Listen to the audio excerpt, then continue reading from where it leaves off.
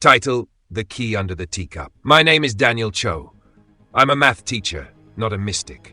I believe in logic, formulas, proof. I like things I can measure, things I can predict.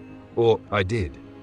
Until the day I lost everything and found a small key under a teacup that changed my view of reality forever. Let me explain. In 2021, I was laid off unexpectedly. I'd been teaching at the same high school for 9 years and I thought my position was secure. But then came budget cuts, restructuring, downsizing, the usual phrases. It felt like the floor had been ripped out from under me. I lived alone in a modest apartment in Portland, no family nearby, just my cat, Theo. And now, no job. I spent the first week numbly refreshing job sites and rewatching Breaking Bad, hoping the universe might throw me a lifeline. Then, on a Wednesday afternoon, I saw a Reddit thread titled, "He assumed it was done, and it was." It had thousands of upvotes. I clicked. It was a story about a man who had transformed his entire life using the teachings of Neville Goddard. I had never heard the name, but I was intrigued. I followed the rabbit hole, YouTube videos, PDFs of Neville's lectures, and finally the story of Abdullah, a mysterious mentor who told Neville to go to Barbados in your mind and refuse to entertain any doubt. That night I wrote in my notebook, what if I already had the job I want? What if it's already done? I didn't tell anyone. I felt ridiculous even thinking it. But before bed I closed my eyes and imagined. I was standing in a bright classroom. Light was pouring in through huge windows. Students were smiling, engaged. There were trees outside and I heard birdsong, and I felt peace, like I belonged there. It didn't feel forced, it felt real. And I drifted off to sleep with that scene looping gently in my mind. The next day I got nothing, no callbacks, no emails, but I kept going. I repeated the scene every night for a week, then 2, then 3.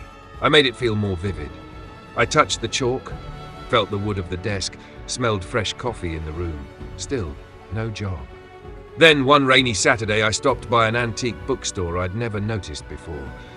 It was tucked between a laundromat and a bakery, barely marked. I went in to escape the weather. There, near the back, was an old man sipping tea. He looked up and smiled like he knew me. "You're teaching again soon," he said, without any introduction. I blinked. "Excuse me?" He tapped the book he was reading. It was The Power of Awareness by Neville Goddard.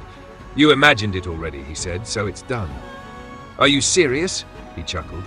"Reality has no choice. It follows the assumption, not the facts."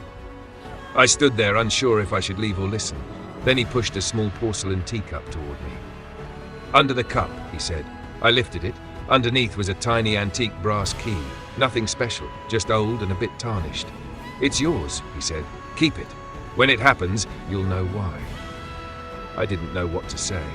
I took the key and left the shop. When I turned around 5 minutes later to go back, the shop was closed. Curtains drawn.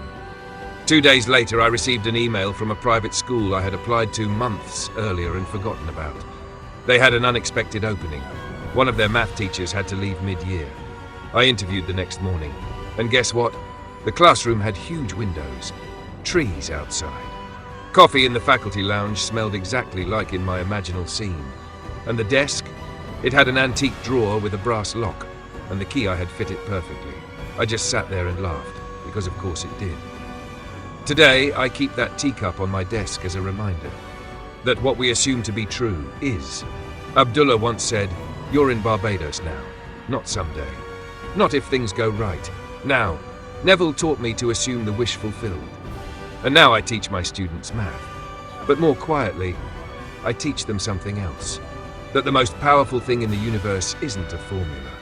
It's the imagination that dares to believe before it sees.